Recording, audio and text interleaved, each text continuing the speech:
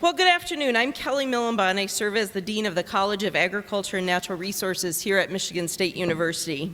On behalf of the college, I'd like to extend a warm Spartan welcome to everyone in attendance on today's panel on how agriculture research and extension improve food and nutritional security. And a warm welcome, I'm including the weather as warm as well. I know that this will be a lively discussion, and I'm so pleased to welcome these distinguished panelists and my colleagues in MSU Ag Bio Research and Extension to the MSU Pavilion, which is home to Michigan's leading agricultural events. I'd like to thank our partners at Farm Journal Foundation for working with us to bring this panel and the ice cream social afterwards, I'll say it again, and the ice cream social afterwards to campus. Please be sure to join us afterwards for some MSU Dairy Store ice cream and some game day cookies. I might be biased, but I truly believe that Michigan State University is the most appropriate place to have a conversation about national and global food security. You might know that we were the first U.S. institution of higher learning to teach agriculture, as well as the very first land-grant university.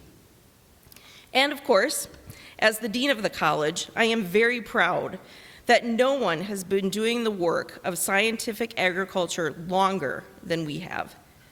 I'm even prouder to say that for almost 170 years, no one has been doing it better. Our commitments to agricultural education, research, and extension have only strengthened over time, and I know that our finest work lies in front of us.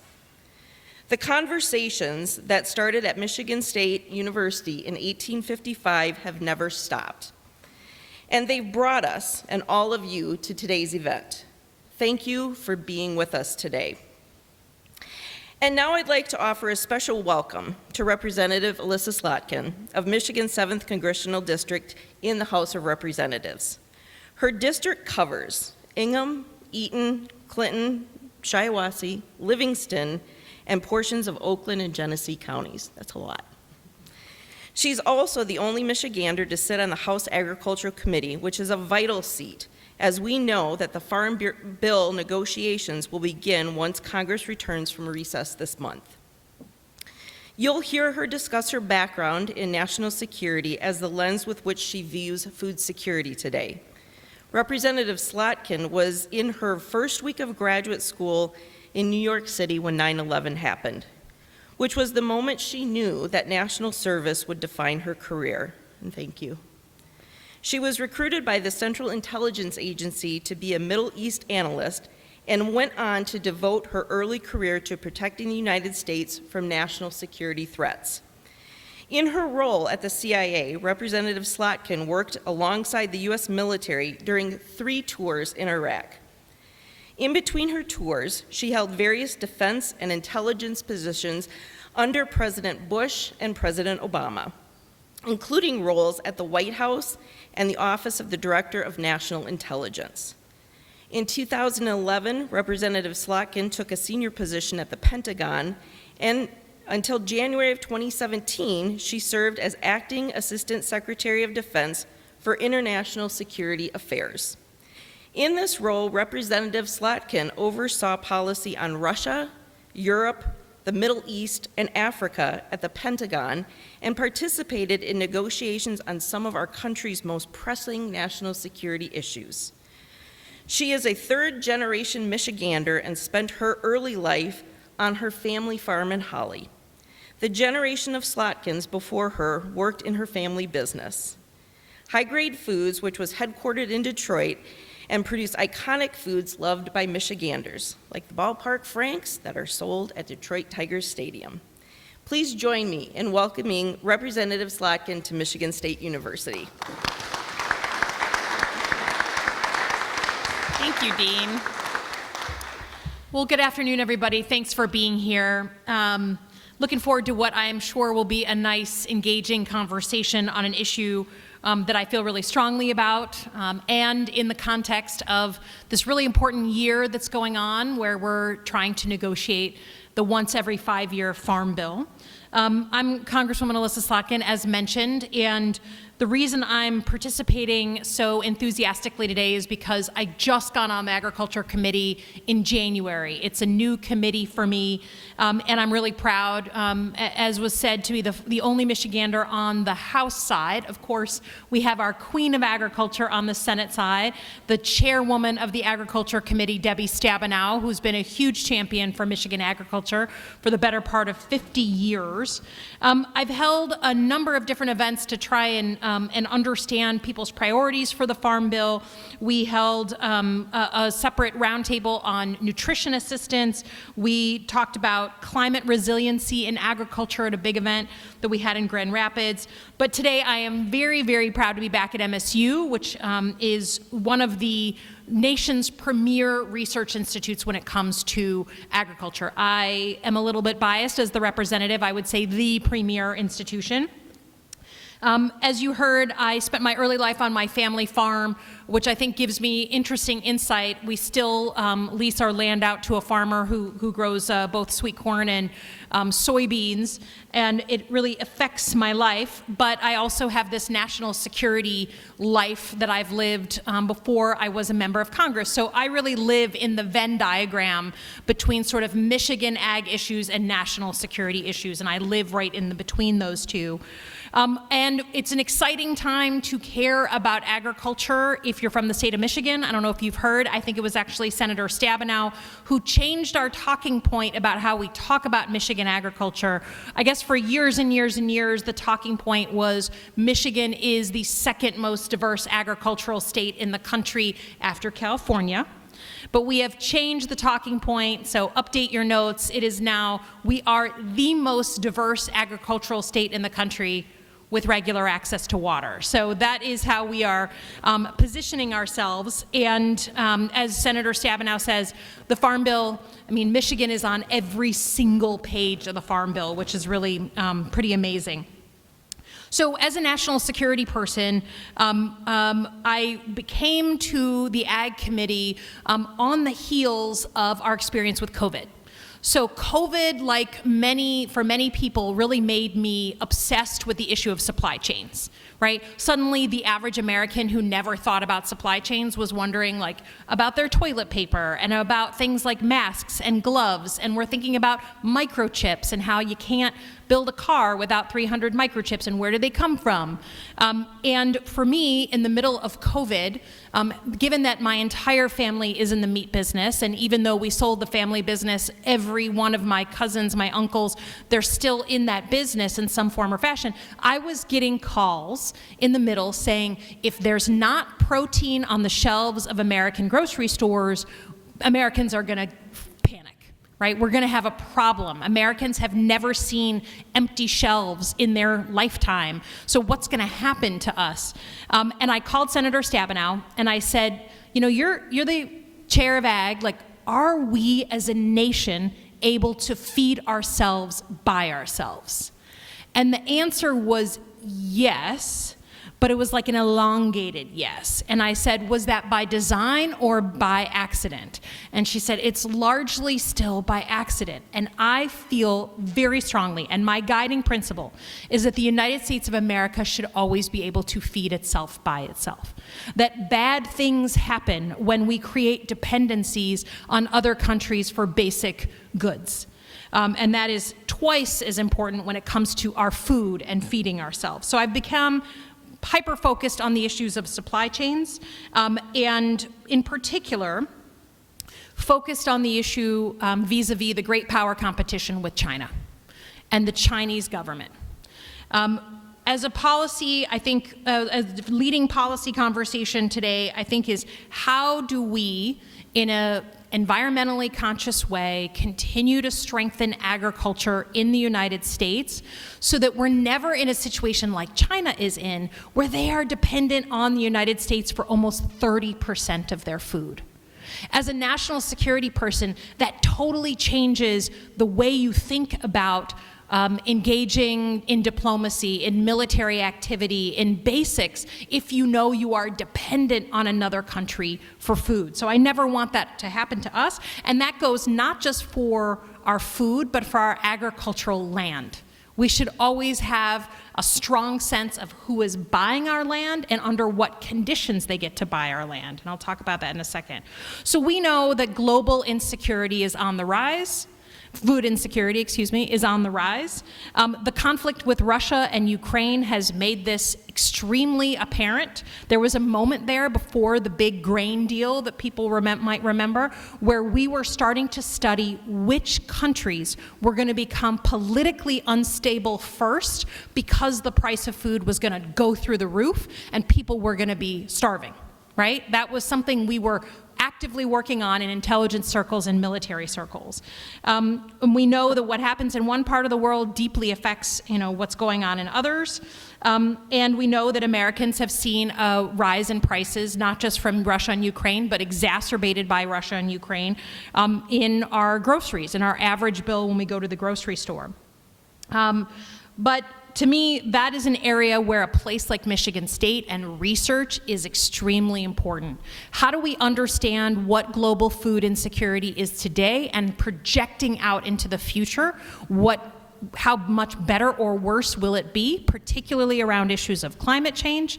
That, to me, is where Michigan State has a real advantage. Obviously, climate change, I was at the Pentagon and helped co-write the first national security study of the implications of climate change, 2014. We did a report in Department of Defense.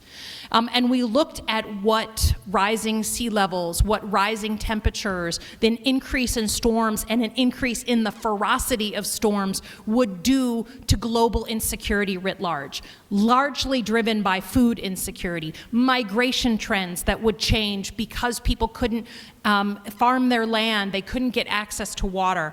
That was the first time the Pentagon started thinking about food insecurity as national security. And we know from even just recently, right, this is an area where we just had tornadoes touch down, 7 touchdown in Michigan, 4 in this area, that if we see an increase in storms and the ferocity of storms, that is going to affect everyone here, and in particular, our farmers.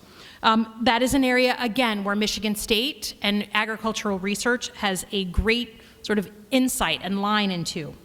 And then lastly, I would say on great power competition, thinking about places like Russia and China, I think the greatest near-term threat to the United States, unfortunately, is the rise of the Chinese Communist Party and the return of that great power competition. Agriculture is going to be a critical component of that conversation because you can't just silo the conversation on China to be talking only military issues or only economic issues or only food issues and agriculture issues. You have to look at the entirety of our relationship and how globalized our world has become. Some of that work, I think in particular, the risk of a cycle of escalation with the Chinese government is something that I know our folks here in Michigan State, and maybe not all in the ag department, are looking at.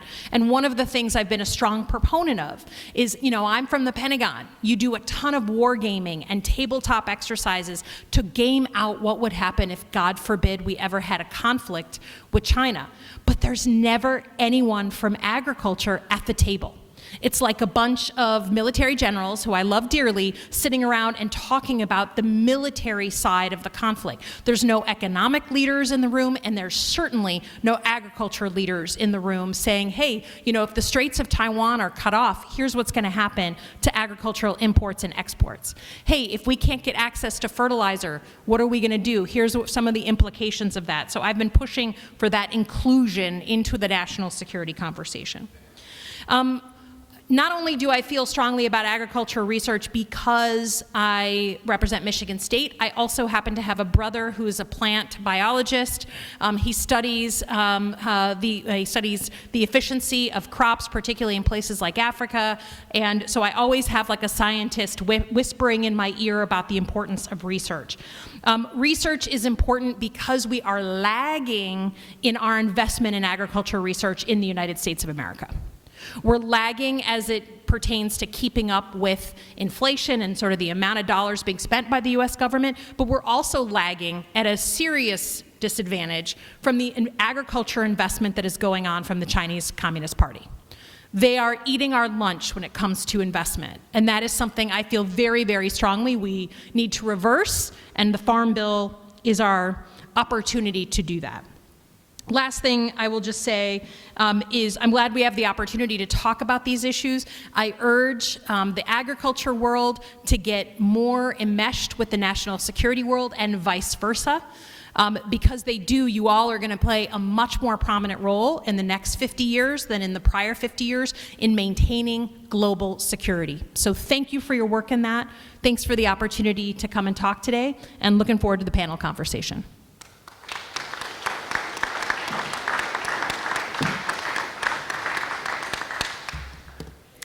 Hello, everyone. My name is Katie Lee, and I'm Vice President of Government Affairs at Farm Journal Foundation. And I'm just really excited to be here, and thank you all for being here as well. Thank you, Congresswoman Slotkin, for being here, and our distinguished panel. It's a real pleasure to moderate this discussion, focused really on how agricultural research and extension improve global food and nutrition security, and I think teed up very nicely by the Congresswoman in her national security experience. For those of you who don't know us, Farm Journal Foundation, we are an independent, nonpartisan, nonprofit organization that works from the field to the classrooms to the halls of Congress to build a more food and nutrition secure future for us all. Before I kick off the discussion, I'll very briefly introduce the rest of our panel. Congresswoman Slotkin already was previously introduced. Kathy Burns is the CEO of the International Fresh Produce Association, the largest international association serving the fresh produce and floral supply chain. Ken Nobis, who is very familiar to me as a farmer ambassador for Farm Journal Foundation, has been a Michigan dairy farmer all his life, and his farm includes 1,000 dairy cows and 2,800 acres of crops, including alfalfa, corn, soybeans, wheat, and others. So glad to have Ken here to bring that producer perspective. Next to Ken, we have Dr. Quentin Tyler, who is the director of MSU Extension and has had a vast career in agriculture, which I will not attempt to dive more deeply into in the interest of time. Dr. George Smith, last but not least, serves as the Director of Ag Bio Research at MSU. And Ag Bio Research, the research mission is linked directly to promoting dynamic solutions for food systems and the environment in Michigan and beyond. We're here today to discuss how investments in agricultural science and innovation are crucial to improving global food and nutrition security. This includes both developing new technologies and tools and getting them into the hands of farmers and producers through extension systems. We'll also discuss how these types of efforts at Michigan State University support farmers here in Michigan, but also smallholder farmers overseas, which builds our own national security and also provides economic opportunity for those of us here in the United States and globally. To briefly set the stage, the impacts from COVID-19, climate change, and conflict, like the war in Ukraine, have increased global food insecurity and malnutrition over the past several years. According to the United Nations, after a decade-long decline in global hunger, over 122 million people, are facing hunger in the world since 2019. Approximately 2.4 billion people, largely women and people living in rural areas, did not have consistent access to nutritious, safe, and sufficient food in 2022, last year. Last year, the US government spent nearly 3 times as much on emergency humanitarian assistance overseas as on agricultural research, and more than 7 times what was spent on long-term agricultural development programs like through the Feed the Future initiative, Feed the Future Innovation Labs. There are 2 located here at Michigan State University and many other partnerships through this initiative that is led by the US government. These are the types of programs and investments that can help us improve global food and nutrition security over the long term and prevent the need for emergency food assistance in the future and the types of security challenges that the Congresswoman mentioned. This is not just about hunger and malnutrition, but also about protecting our nation's security and economy by making long-term investments in global food and nutrition security through research, innovation, and extension.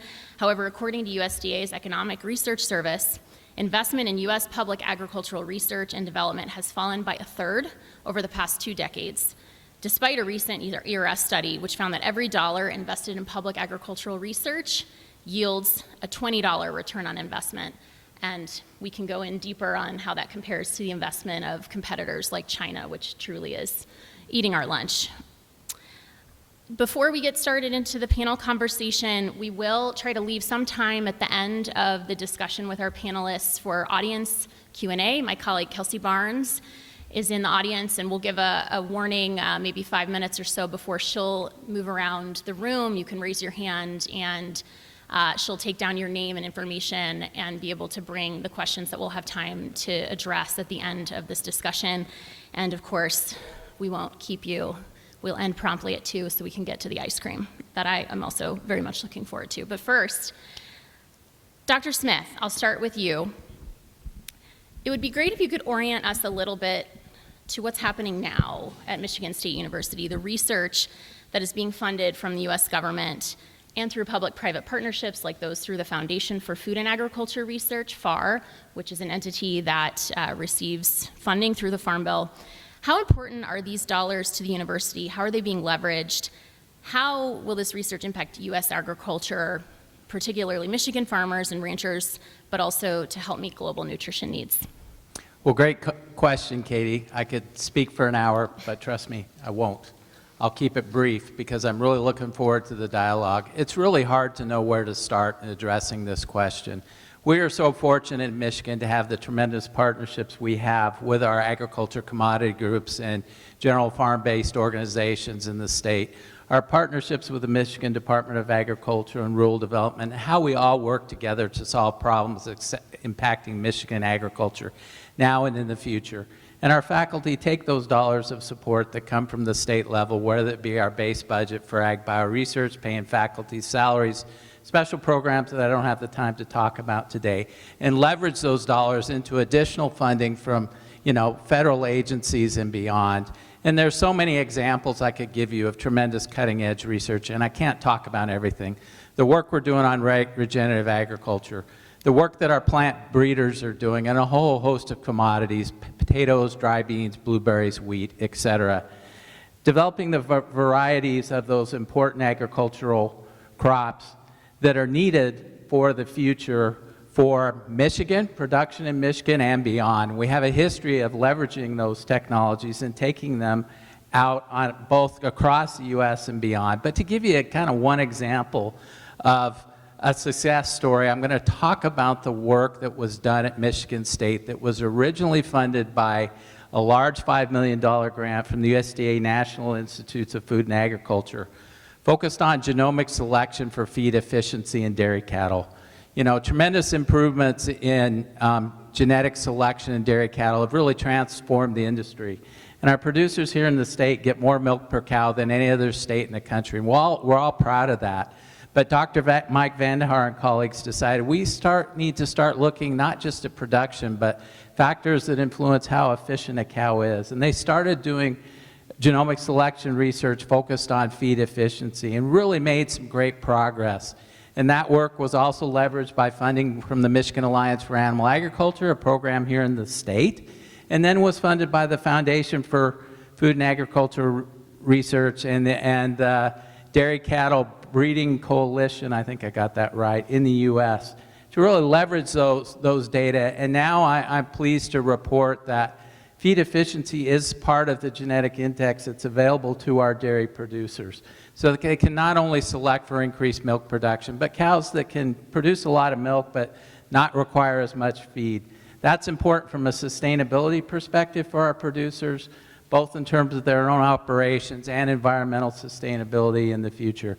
And we do leverage those results and take them around the world. One other example real quick would be the Legume Innovation Lab, taking the tremendous work done on breeding dry beans here in the state of Michigan, and that's a USAID-funded project that's led here at Michigan State that's been going on for well over 20 years. Taking that technology, getting it out to people in developing countries where dry beans are our major protein source, and really helping not only with, here's the seed, go do what you need to do, but all the things to be successful, and helping smallholder farmers in developing countries be able to take advantage of this technology, new varieties that were developed at Michigan State. So we're doing a lot, but there's a call to action necessary. We can address the challenges of the future that Congresswoman Slotkin talked about with the current levels of federal funding for research. Not even close. And I hope there'll be more time to talk about specifics of what's needed in the future to address these societal problems that were outlined so well by the Congresswoman. Thank you. Yeah, thank you. I'd love to kind of take us through the pipeline, right? So Dr. Tyler and also maybe Ken, if you could chime in on how Extension is showing up for farmers here in Michigan, but also how you're engaging internationally. I'd love to come back to the Legume Lab example on the nutrition point, especially with Kathy Burns here, but maybe just talk a little bit about how Michigan State is partnering with farmers, and I'd love to hear Ken's perspective on how that's going. Yeah, so first I want to say it's an honor to be here and also to represent the outreach arm of the university. And when we think about MSU Extension, we're trusted in the value source. And the reason why I say that, and I don't take that for granted, is because we meet people where they're at. In particular, whether it's on a farm, whether it's a field day, whether it's virtual or hybrid, or whether it's in one of our 92 sites across the state. We take that science and we take that expertise from Georgia Shop and we disseminate that and translate it to a form that our farmers can use. Again, we have over 70 or so of my colleagues in the agriculture industry strategically placed throughout the state. Also, we have about 50 or so extension faculty to do on-the-farm research. So again, we are that trusted source. We are that face that people recognize and represent in the community. As you talk about, from an international and global perspective, it's important to note that MSU Extension is not only a national but a global leader. So we're sought after a lot of times. In particular, we have relationships with a group for the last 5 years in India. It's called the National Institute for Agriculture Extension in Management. And the unique thing about management is that it's a government organization that trains folks in Central Asia and Africa. And we host conferences together, we provide research, and also, in addition to that, we host what we call global scholars. And these folks do work in extension in Puerto Rico, do work in Colombia, and also do work, in other Latin America areas. So again, extension is very prevalent, and we take our work not only throughout the state, throughout the nation, but throughout the country.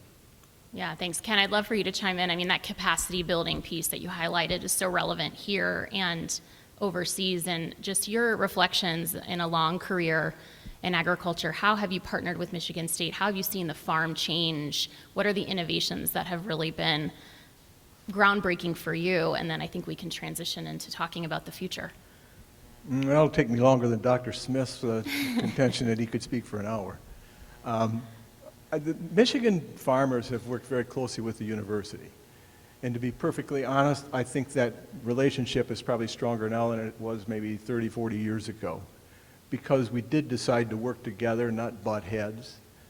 The producer side of the industry has worked collaboratively with the research side of the university to make sure we do get the questions answered that are troubling us the most.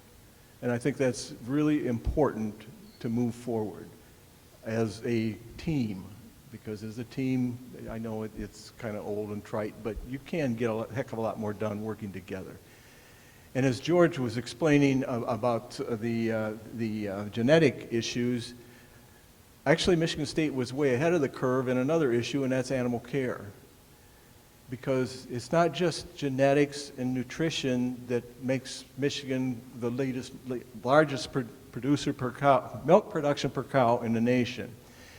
A day like today reminds you of the research that happened in the 1980s to keep the cows more comfortable in this hot weather. And that was primarily conducted here at the university. It was open-sided barns was the first issue, and the next issue was sand-bedded barns, so the cows have a day at the beach every day of the year.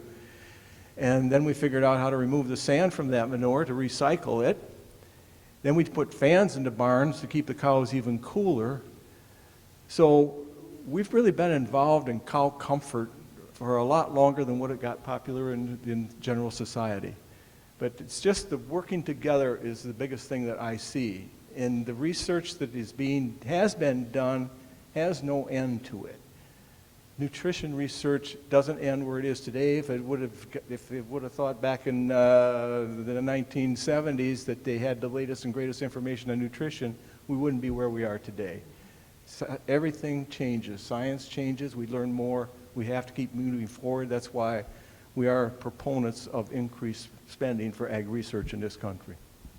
Yeah, no, definitely. I mean, I think it'd be interesting, Congresswoman, to hear your thoughts. As you mentioned, after joining the Ag Committee, you've been maybe doing a roadshow tour, hearing from producers, from farmers, and curious to hear whether you're hearing this issue come on the radar screen, you know, the competition with China, the national security implications. Are farmers telling you that story? Is that what you're hearing from them at this point? Well, look, I think what I hear the most about nowadays is concern about usable farmland into the future. And that goes for a whole bunch of things. That can be for stress in the system because of farmers leasing their land to a solar farm or to wind production. It can be farmers getting out of the business because there's not that next generation that's interested in farming, and how do we inspire and support the next generation of farmers to get into the business when it's so difficult and unpredictable as an industry. But then the potential for a company affiliated with the Chinese government to buy our land. And I heard so much about that I introduced a bill that creates a process that basically says if you're from a country that has, even a competitive, if not adversarial relationship, China, Russia, North Korea, Iran, there needs to be a process before we decide that's something we want to do and sell that land. So I hear about it kind of in a multi-tiered way, but look, a lot of farmers in our area sell to the Chinese, right? There isn't this like kind of black and white story, but I think if my sun and my moon is how can the United States always feed itself by itself? We need to work on there being a next generation of farmers and land available for that agriculture.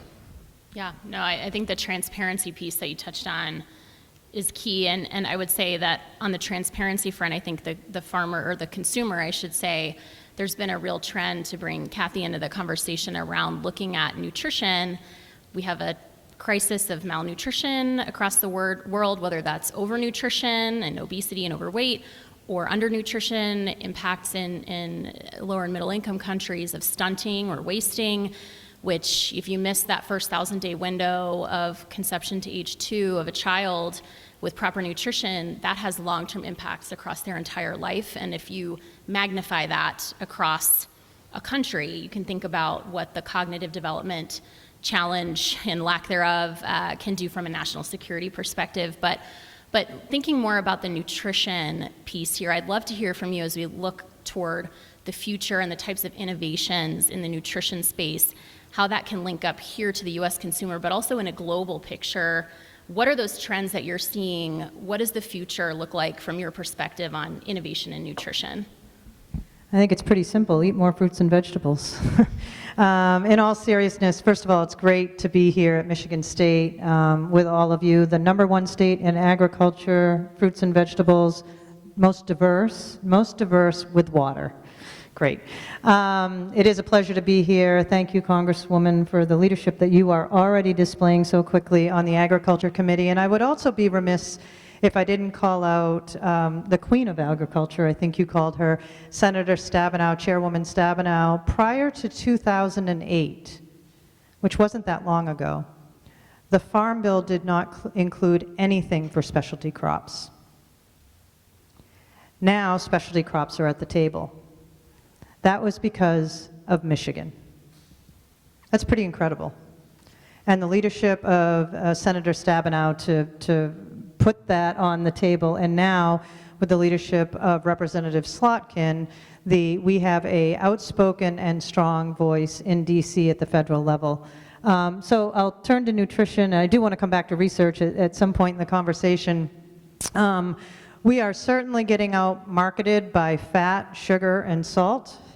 We know that. And the opportunity for us as an industry is, at the end of the day, all kidding aside, we need people to consume more fruits and vegetables. And the nutritional value associated with fruits and vegetables, we don't have to tell people that fruits and vegetables are healthy.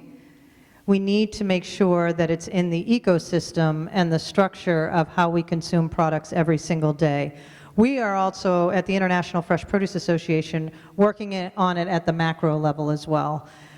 You all know the stats. 1 in 10 Americans don't eat enough fruits and vegetables, or 1 in 10 Americans eat enough fruits and vegetables, so 90% of our population do not eat enough fruits and vegetables. If labor is a crisis for our industry, dietary quality, nutrition security is a crisis for our country. And there are many ways we can address it. One that I'll point to quickly is our advocacy around produce prescriptions. And produce prescriptions are exactly the way you sound. You have a medical care team, you go to the doctor, you may have a diet-related disease. Oh, by the way, we're spending $1.9 trillion in the medical community on diet-related diseases. So you go to your medical care team, you either have a diet-related disease or you're susceptible to one. Your doctor writes you a prescription for fruits and vegetables. You take that to the local supermarket, you fill it, and every month it's refilled, either paid for by Medicaid 1115 waivers or health insurance companies, depending on the state. And it gets into the culture, and we are tracking the results of those patients, and it's making a material difference in the indicators, especially as it relates to diabetes. The issue is we need to find a way to scale these programs nationally. Personally, I think the opportunity is through Medicaid. If you take all of the patients that are on Medicaid that already have a diet-related disease or are susceptible to a diet-related disease and give them $40 a month for fruits and vegetables, that's $14.4 billion in incremental sales in fruits and vegetables. I promise you the people in this room would care very much about seeing that lift in your business. So that's one that certainly comes to mind. The opportunity to scale that, certainly here in the U.S., is huge. There's opportunities right now using, as I mentioned, the Medicaid 1115 waivers. 4 states are already doing this, and the Veterans Affairs and the Indian Health Services are also running pilots. This is all coming out of the White House Conference on Food, Hunger, and Nutrition, to be able to act against some of these really, really important programs. The other one I would touch on briefly is medically tailored meals. That's another opportunity that should come to a theater near you. I have a particular disease state. I actually get medical tailored meals that would address that disease state. So precision health might be another way to say it. As we get more and more data and more understanding and visibility, quite frankly, to the data and the insights that are coupled with that data, we have the product and the answer to address these issues. Yeah, I'd love to have others chime in on this food and health linkage. We had a conversation back in May, I think it was, with the chairman of the House Agriculture Committee, Congressman Thompson from Pennsylvania, who I think really was starting to make more of those connections and think more about when you look at the NIH budget and huge numbers, which is fantastic, risen a lot over the past couple of decades. Ag research, just, down here, and how important is it for food to be part of the health conversation? And the nutrition conversation really does extend internationally, and you talked about the bean example, but Ken, I'd love to come back to you as well to give some of your unique perspective more on the animal source food side around nutrition. Where are you seeing the trends from your perspective in the dairy industry as you look at nutrition, and how has innovation played a role in your farm in thinking about how to promote access locally? I know you've engaged in the response to Flint, the crisis there, but how has nutrition showed up for you and the linkages to research and innovation on your farm? Well, to start with, I've been in the dairy industry a long time, ever since I got out of the service in 1968. And I've always had a very high opinion, a lot of trust in dairy products for human health, and especially for kids. I think they say the 9 months in utero and the first 2 years of a child's life is extremely important, and it's extremely important that they have dairy products at that point in their life. In fact, whole milk is a tremendous help in brain development. So I've had this interest, and in my career, I've also been on the board of the United Dairy Industry of Michigan, which is a checkoff program, like all commodities in Michigan have a checkoff program. They are very interested in the health benefits and the nutritional value of dairy products. So then along came this issue with lead poisoning in Flint. And you get them all tied together in this issue because Sheila Burkhardt, who I worked with at MMPA at the time, and I were invited to a meeting to meet with the new Director of Extension, Jeff Dwyer. And it was more of a get-to-know-each-other type of meeting. But in that meeting, the get-to-know-each-other didn't last very long because Jeff Dwyer jumped right into, can you guys get some milk into Flint? Because if those kids can get milk, it helps alleviate the issue of lead poisoning. Because the lead gets stored in the bones, as I understand it, and if the body is ingesting enough calcium, it stays there. Flint, like every community, has a poor section of town, and they needed help getting the dairy products in there. And Sheila and I left that meeting, I think at 4 o'clock. By 5 o'clock, we thought MMPA, the co-op we worked for, belonged to, could get some milk in there quickly. To make a long story short, by noon the next day, we had scheduled milk to be given to the Food Bank Council of Flint, which goes by the Southeastern Michigan Food Bank Council, because they were a trusted partner to get that milk to the right people. The dairy farmers in my co-op at the time donated that milk. The Kroger company donated the processing and helped arrange the logistics to get it to the warehouse in Flint. Since then, actually, that started the ball rolling on getting milk in the food bank councils across the nation. Because, as was explained to us, milk is the most requested item in the food bank.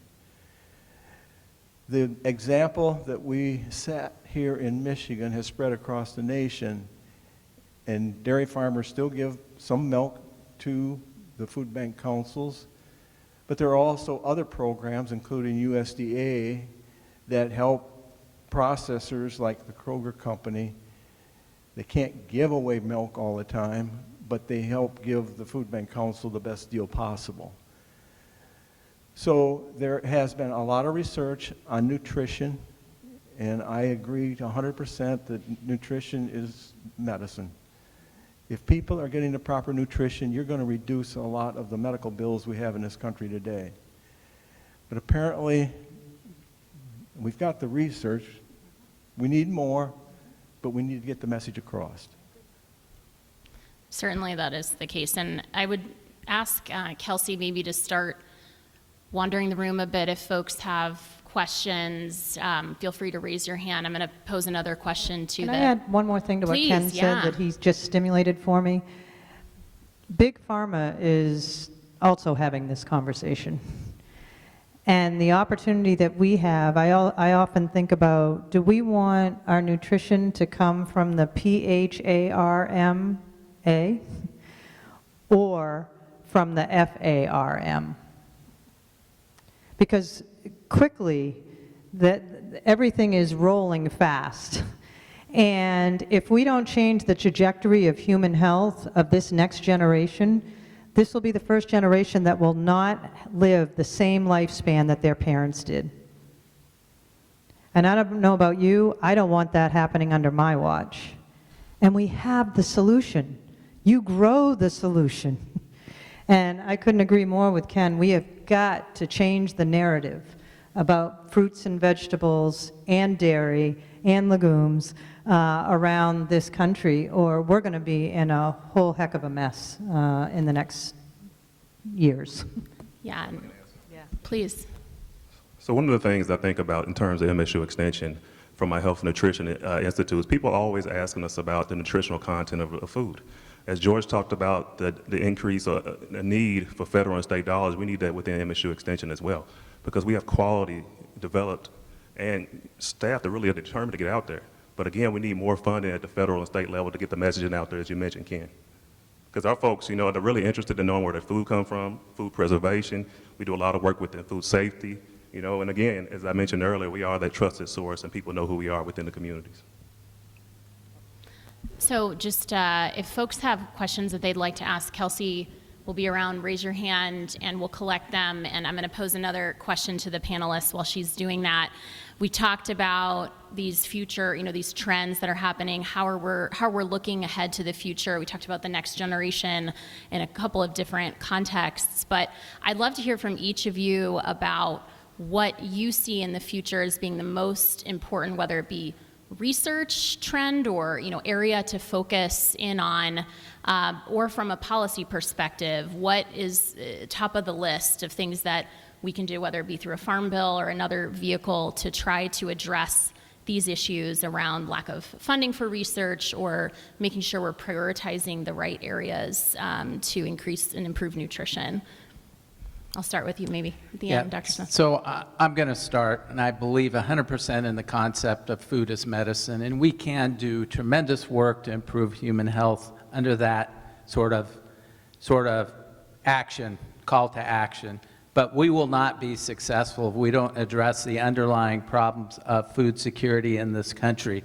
The impact of climate change on agriculture in this country. We look at what's happening out west, and you look at, in your world, a lot of the produce is produced in very, very concentrated areas that are dealing with extreme threats related to climate change. You talk to folks in the food space that buy our commodities. Pre-pandemic, they talked about elastic, just-in-time supply chains, where you don't worry about it. If you need a commodity X, you go find it somewhere. Folks, the world is changing, and if people in the ag research stage continue to brag about doing more with less, we're going to get less. We need a call to action. We have to talk to people that aren't vested in what we do. We are very good at preaching to the converted about the importance of agricultural research, and we have tremendous support from our stakeholders. We need a message that will carry with people that aren't in tune with agriculture, that don't understand and don't appreciate agriculture. If we come up with a message like that to deal with the challenges of climate change and food security, I'm sure we can be successful, but we have to approach this whole narrative differently. Yes. So I know George talked about, food security. I would also add labor. Labor is really important at all levels. As I think about, in particular, extension services all across the country, they're looking for talent. As we all know, and I say this time and time again, 1 in 4 jobs relates to agriculture. And there's a recent study by the University of Purdue that says over 30,000 jobs are left unfulfilled annually in the food and ag space. So again, it's training that next group of talent out there, right, from all different types of backgrounds. But also, again, I'm going to go back to the communication and messaging. One of the things I've heard over in my 20-plus years in extension is the best-kept secret. And quite frankly, I'm tired of being the best-kept secret. So I will call out the Farm Bill. Specialty crops represents 44% of the farm gate value. A couple years ago, that was 50%. So you can fill in the blank on where that has gone. We get 4% of the Farm Bill production investment. So to your point, George, the opportunity, especially on the research end, to get more funding to do more research, and you have a congresswoman that's already stepped up.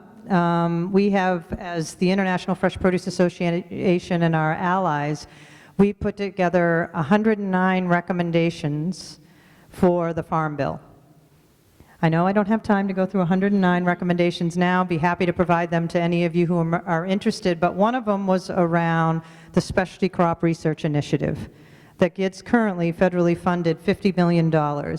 Our recommendation was to double that to $100 million. The Congresswoman put a marker bill, has already put a marker bill out to take that to $100 million. That's leadership. That is leadership. I also agree of labor. I smiled when you said labor. Number one priority for any farmer, actually producer of any kind that I talk to, is labor.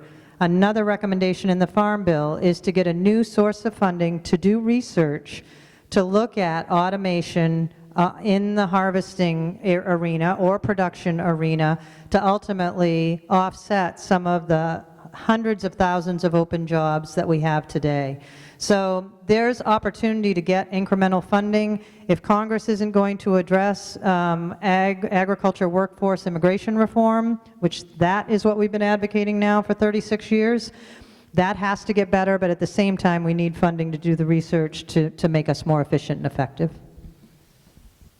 You know, I think for me, I guess we're all captured by our experience, but I've been at the table at the Pentagon, I've been at the White House, I've been at the CIA, the Director of National Intelligence, when they're making funding decisions. And there is tremendous opportunity to get, sort of move the ball forward on funding when it's in the name of national security, right? Think about how our world has changed since 9/11. And that incident, that attack, and how it changed TSA and how we get on a plane and what we can carry on a plane and Homeland Security and our border. We have just changed a lot in the name of national security, and often that's the right thing to do. Because I come from that experience, I see how that's not the orientation in ag. That's not the thinking about ag. That's not the approach. So that you're sort of like grasping at scraps for research because decision makers don't see it as vital to the security of the United States. So I think you expose senior leaders to the importance of ag. You expose the folks in the ag world to how decisions are made in the name of national security, and you bring that closer together, because it's really hard to say, no, we're going to go ahead, and let the Chinese Communist Party eat our lunch on research if it were for a national security issue. No, we don't do that, and nor should we. So I think it's about trying to expose this world and, get in the national security world focused on agriculture. And we will help do that with you so that we can try to move the agenda forward for sure, and completely agree with the framing of reaching out to these other sectors, thinking about how to weave agriculture into the conversations around health and nutrition, around national security, et cetera. Just so important. And I'm going to turn it over to my colleague, Kelsey Barnes, Director of Government Affairs at Farm Journal Foundation, who was just collecting a few of your questions, and we have 8 minutes left to go. Kelsey.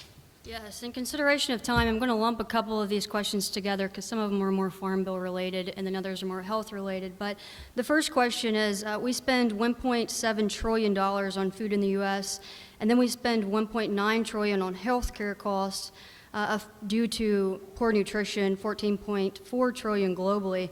So is the clear and present issue food security or the everyday burden of the $1.9 trillion of what we're spending on healthcare costs? I believe that can go to anybody on the panel. Yeah, Kathy just said yes. So I think obviously we've talked about how these two are tied together. I just am coming directly here from Shiawassee County, Owasso Memorial Hospital, where they've done this really innovative thing of having a nutritionist on staff for everyone who comes in for some of those chronic illnesses. Even though it's not always covered by health insurance, they get them an appointment with the nutritionist because of their belief in the connection between food and health. And that to me is, we're talking about agriculture, but we're also talking about the enormous health burden we have in the country. So I think the two are intrinsically linked, and some forward-thinking folks are now trying to think about that. Prescribing healthy food for children under 2, like if you think about, it makes total sense, it is the right thing to do, but you have to almost put it in those terms in order to get those programs across the finish line, because people don't quite appreciate the role of nutrition in their lives. Yeah, I don't think they're mutually exclusive at all. I agree with the Congresswoman 100%. And we have programs now like the WIC program, Women, Infant, and Children, and they get a fruit and vegetable incentive. So what's happening now is usually the kids age out of WIC once they're done formula. Oh, we don't need WIC anymore. They're staying on WIC because they're getting the fruit and vegetable incentive. So now what are we going to do? We're going to cut it. We got, children right now get $24 a month, they're going to $11 a month. Women get $40 a month, it's going to $13 a month. How many fruits and vegetables are you going to buy for $13 a month to the people that need it? So I think having both the conversation, I love the idea of wrapping it as a security issue. Quite frankly, that's what we're doing with immigration. We're saying, you want to fix our borders? Then let's have people come to agriculture in using the process that's laid out, legal process that's laid out. That's how you protect our borders. So I know that's a totally different subject, but I'm just relating it to the same thing. It's all tied together. Yeah, I would also agree from the extension standpoint. You know, I talked a lot about, you know, our investments in faculty in the College of Ag and Natural Resources, but we also have investment to 6 to 7 colleges all across MSU, in particular the College of Social Science and Health Sciences and the College of Medicine as well, because we recognize those two are directly linked. I'm going to ask a question related to China, and then I'll go into one last question around the Farm Bill and talk of ag research within the Farm Bill. China and their efforts to develop their ag industry have a lot of research and development needs. How should Michigan State react to those needs, and does collaboration with China affect national security?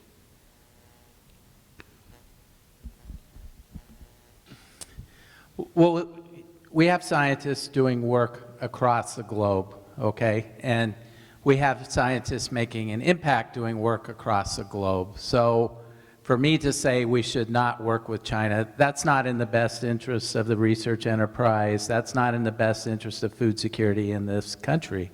But how we do it and how we make sure it's done in a transparent fashion so we are not being exploited or taken advantage of is incredibly important. Michigan State University has put safeguards in place to do that. I don't think it's fair to single out our colleagues from China or say anyone that collaborates with someone with China has an ulterior motive. So we do have to be careful, but if we do things right, we can benefit from that. And it's a fundamental principle of the land-grant institutions and what we do, making an impact across the globe. We just have to do it right. Just a brief aside. I have been involved when we were at MMPA of Chinese individuals that wanted to invest in dairy facilities in this country. The interesting thing that I found was that the biggest thing they were interested in was getting investor status, so they would go to the head of the line to become American citizens. There's a reason for that. And I've also been to China once in a delegation to, well, Lansing was going to become a sister city with Hohhot in Mongolia, and met with a lot of the people there, and we talked extensively about agriculture. I don't know how to say this. I don't trust the Chinese government, but the people are people. And I found it interesting that they were willing to admit that they were never going to be able to meet their dairy dietary guideline needs in-house, that they needed the U.S. imports to make that happen. It's like I said, it confuses me. I don't know how to express myself on it. I like the people. I think there's possibilities there, and just turning your back on a whole region doesn't make sound sense to me. This next one is mostly for you, Congresswoman Slaughton. So we talked a little bit about labor earlier, and we have a question that says, we import about 2/3 of fruits, which are very labor intensive. And, what is your view on our role for labor when we look at food security? And to loop that in also, what's your priority when it comes to specialty crops, and not just looking at the research in specialty crops, but also insurance so that specialty crops can be able to flourish? And then I'm going to add one other thing in there on the innovation of technologies and how widespread those are, specifically on new innovations like insect farming. And then we can't just forget about ag research and the research dollars we need to do the research, but also the facilities. So you've probably heard of all of these things in your time traveling around Michigan, but What are some things that you see can fit into the Farm Bill or that are priorities for you within this Farm Bill, within the 4 different topics that I just clumped together? Yeah, let me try and hit a couple of those. So I think the specialty crop safety net is a big thing in this Farm Bill. I know it's one of my priorities. It's the priority of a lot of us who come from states that have specialty crops here, is making our insurance options for farmers more usable for specialty crops. And there's a number of things that you can do to make those programs more workable for our farmers. And I was up in Traverse talking to our cherry farmers and talk about people who are looking for a safety net, right? That's at a very important industry in our state, and they feel like they're struggling and they don't have a safety net. So that's a big one that we're working on in real time in the Farm Bill.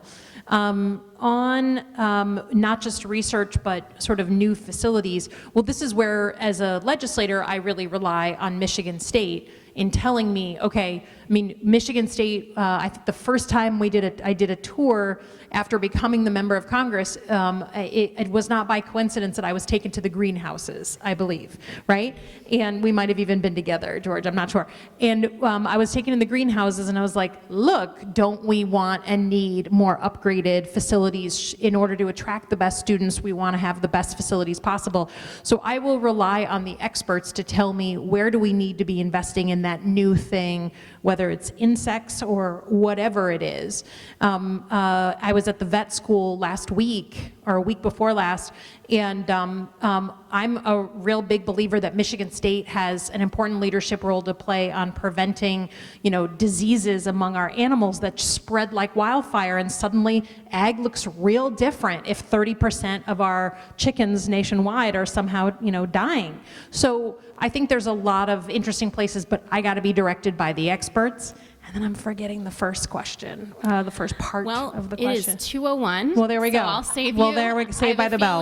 I have a feeling Dr. Smith may chime in on the facilities need, but I think we're going to have to wrap it up because I want to be sensitive to your time. So that's certainly something we're tracking. But I could spend time summarizing all of the points today, but I don't have that time. So I'm just going to say thank you again to our distinguished panelists, to all of you for coming, to Michigan State University for hosting us here, and we'll all start to move over to the ice cream social, I've been told, but we'll have press availability up here at the signs right after we take a quick picture. So thank you again, really appreciate your time coming here.